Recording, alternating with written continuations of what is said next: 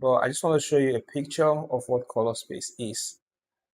So basically, think of color space like taking your raw flat footage from your camera. Now, why do your camera record raw and flat? For high dynamic range, right? So the ability to compress all those information into, so your camera basically gives you the ability to compress all the information into your file without clipping the highlights or clipping the shadows, right? So you don't lose any information.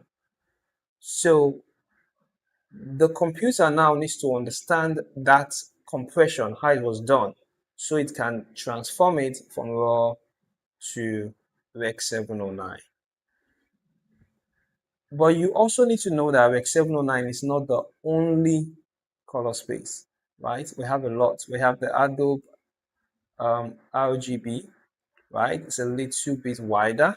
We have Rec 2020, which is even much wider.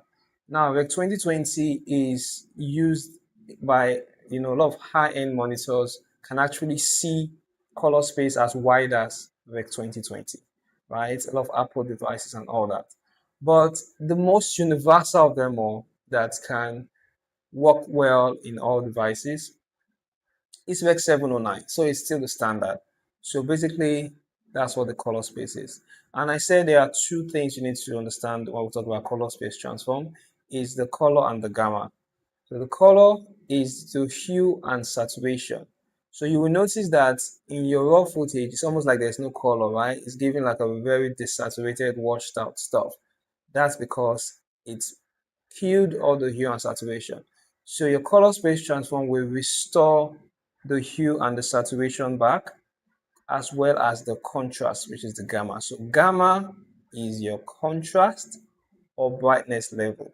So you hear stuff like gamma 2.4 or gamma 2.2. This has more contrast, this has less contrast.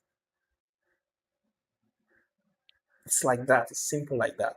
So I also pointed the fact that I'm teaching with a board because I'm an online tutor, so I'm used to teaching with a board. I know you've never seen a video editing lesson where there was a board, but that's what you get when you come to my channel. I do stuff like that. So let's just get right to the